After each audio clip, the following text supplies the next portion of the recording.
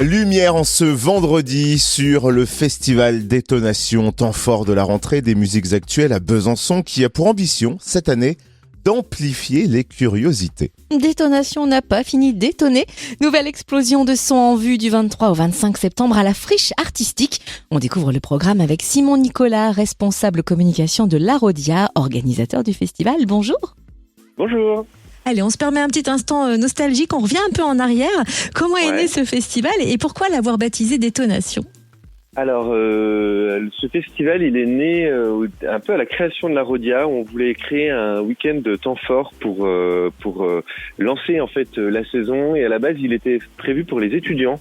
D'où le côté un peu fin septembre où tout le monde est revenu. Et puis en fait, le festival a vraiment grossi. Évidemment, on l'a sorti de l'Arodia. On l'a mis au bout du parking de l'Arodia. On a fait un festival open air qui a fonctionné de mieux en mieux. Donc on était un peu victime de notre succès en fait. Et puis là, on a trouvé une espèce de vitesse de croisière où on n'a pas envie d'accueillir plus de 5000 personnes par jour pour rester un festival à taille humaine. Et ça s'appelle Détonation parce que avant on faisait aussi pas mal d'art visuel en même temps. On en profitait pour mapper certains sites certains espaces du festival. Et puis après, le temps a avancé, on a fait moins de mapping et puis on a créé d'autres événements qui étaient plus basés là-dessus après. Et le festival évolue. Il y a une petite nouveauté cette année, laquelle ?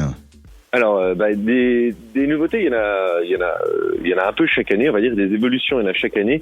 Surtout là, on va dire que la nouveauté, c'est que nous, là, on retrouve, on va dire, une full jauge, une jauge post-Covid qui est de 5000 personnes. L'année dernière, on avait pu le faire, mais on veut dire en petite formation, on retrouve la scène électro, qui était aussi un peu l'ADN du festival, et là, qui revient dans la friche pendant 2 jours. Alors on va jeter justement un coup d'œil sur l'affiche incroyable de cette nouvelle édition. Est-ce qu'on peut d'ailleurs évoquer d'abord les principales têtes d'affiche ? Bien sûr, le vendredi on accueillera.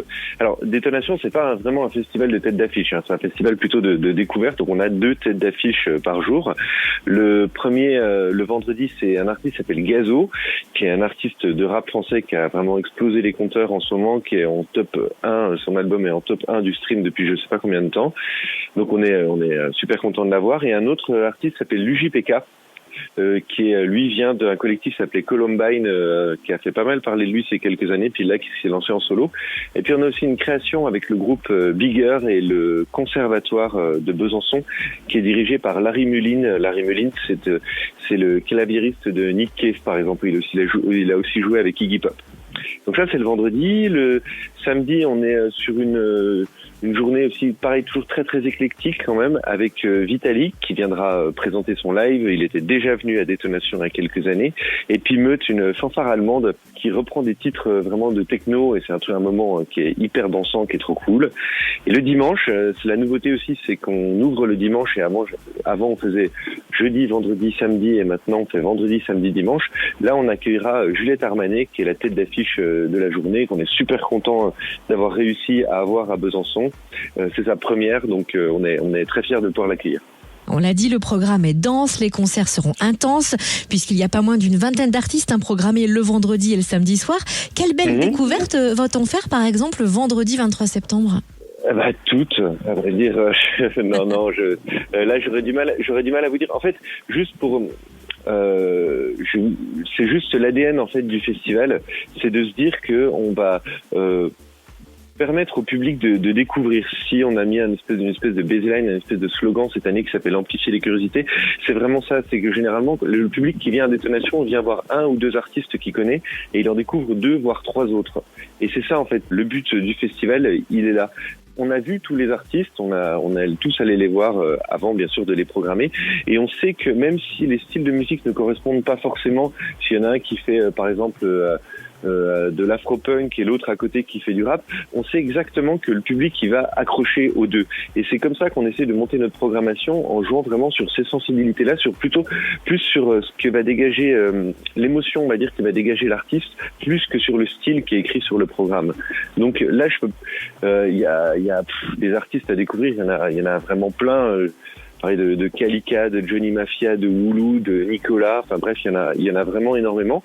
Et du coup, on a vraiment envie de pousser ça, de se dire qu'on va mettre un artiste qui est quasiment inconnu devant 2000 personnes et qu'à la fin, les gens vont sauter partout. Et c'est ce qu'on fait depuis de nombreuses années à Détonation et on compte bien continuer comme ça. Alors le conseil qu'on peut donner, Simon Nicolas, c'est d'aller sur le site internet du festival pour découvrir les vidéos de présentation des artistes et aussi avoir un ordre d'idées des styles proposés, c'est ça ?